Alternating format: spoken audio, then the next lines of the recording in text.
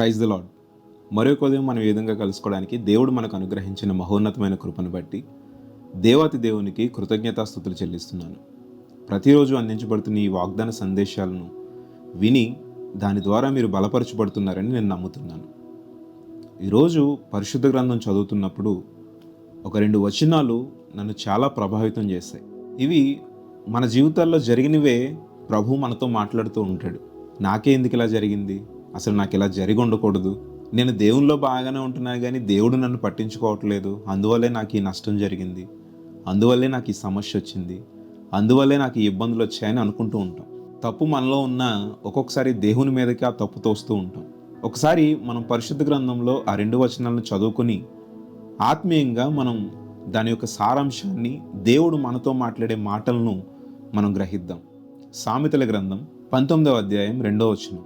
ఒకడు తెలివి లేకుండుట మంచిది కాదు, తొందరపడి నడుచువాడు దారి తప్పిపోవును. మనిషికి తెలివి లేకుండా ఉండడం మంచిది కాదట. దీనిని మనం 2 విధాలుగా కూడా చూడొచ్చు. కొంతమంది లోకజ్ఞానం అంటారు, కొంతమంది దైవ జ్ఞానం అని అంటారు. ఈ లోక జ్ఞానం కన్నా, ఈ లోక తెలివి కన్నా దేవుని జ్ఞానం చాలా అవసరం. మనం ఆత్మీయంగా ఎదగాలన్నా, దేవుని మార్గంలో మనం ఉండాలన్నా దేవుని జ్ఞానం మనకి చాలా అవసరం. ఈ లోకంలో కూడా సాతానుని ఎదిరించాలన్నా, పాపపు కార్యాలు చేయకుండా ఉండాలన్నా, ప్రతి శోధనను మనం జయించాలన్నా దేవుని జ్ఞానం మనకు చాలా అవసరం. అట్టి జ్ఞానము తెలివి లేకుండాట మంచిది కాదు. పరిశుద్ధ గ్రంథంలో తెలివి జ్ఞానము దేవునికి సాదృశ్యంగా ఉంటాయి.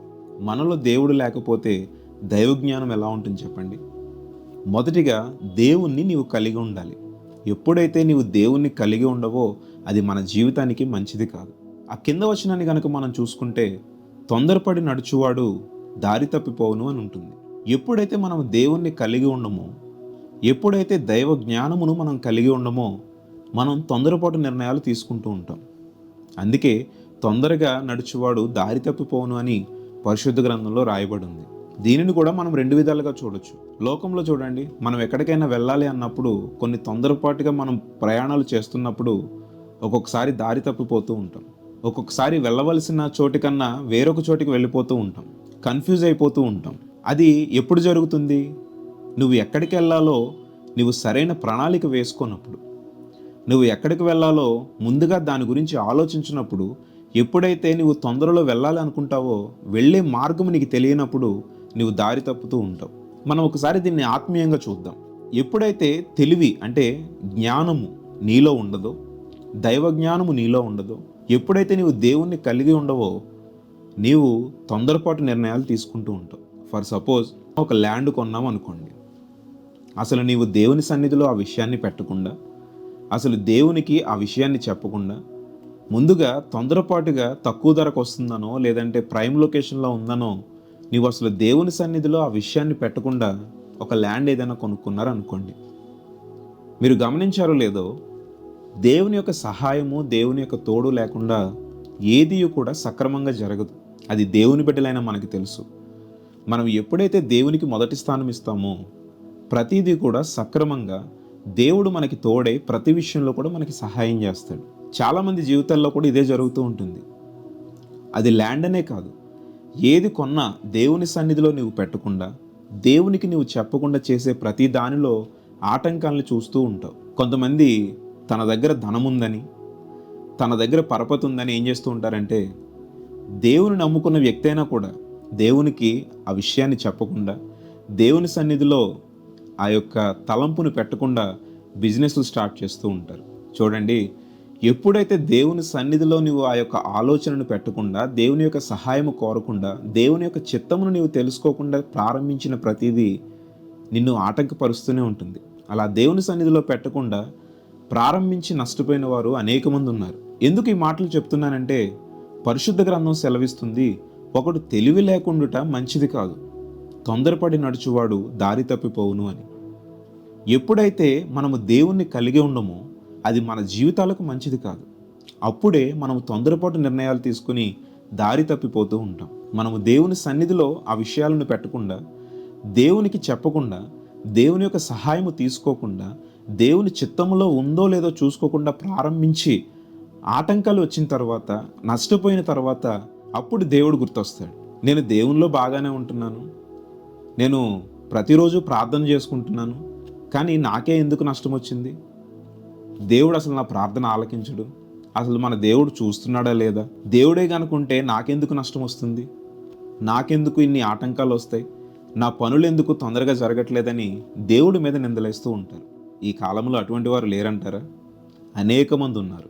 దేవుని సహాయం కోరకుండా, దేవుని చిత్తము కోరకుండా పనులు ప్రారంభించి ఆటంకములు వచ్చి నష్టపోయిన తర్వాత దేవుని మీద నింద మోపేవారు అనేక మంది ఉన్నారు.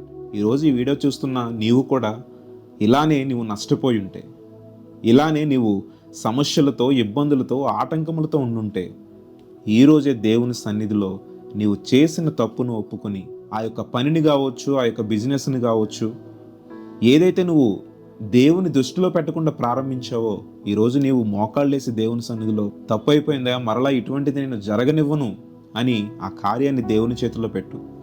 నీవు గొప్ప ఆశీర్వాదాలను చూస్తావు, దేవుడిచ్చే మేలులను చూస్తావు. అందుకే పరిశుద్ధ గ్రంథం సెలవిస్తుంది, తొందరపడి నడుచువారు దారి తప్పిపోతారంట.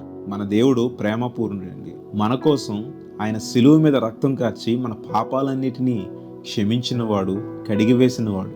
దేవుని సన్నిధిలో నీవు కార్చే ప్రతి కన్నీటికి దేవుడు జవాబిస్తాడు. ఇప్పటి వరకు నీవు తెలిసి తెలియక ఏదో చేసేసి ఉంటావు.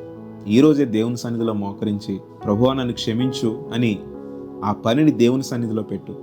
ఖచ్చితంగా దేవుడు కార్యం చేస్తాడు. అలాగే కొంతమంది వివాహంలో కూడా తొందరపాటు నిర్ణయాలు తీసుకుంటూ ఉంటారు.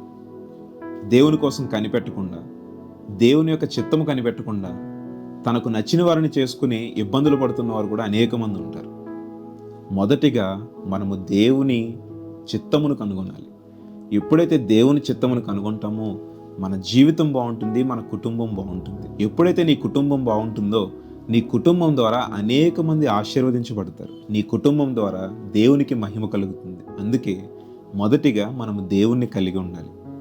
పరిశుద్ధ గ్రంథం సెలవిస్తుంది కదా, ఒకడు తెలివి లేకుండుట మంచిది కాదు అని, జ్ఞానము లేకుండుట మంచిది కాదు. దేవుణ్ణి కలిగి ఉండకపోవడం మన జీవితాలకు మంచిది కాదు. కాబట్టి మనం ఎప్పుడైతే దేవుణ్ణి మనం కలిగి ఉంటామో, దేవుని సన్నిధిని మనం కలిగి ఉంటామో, తొందరపాటు నిర్ణయాలు మనం తీసుకోము. ప్రతిదీ కూడా దేవుని సన్నిధిలో దేవునికి చెప్పిన తర్వాతే మనం ప్రారంభిస్తాం. అట్టి కార్యాలు కూడా నీకు ఏ ఆటంకము లేకుండా జరుగుతాయి.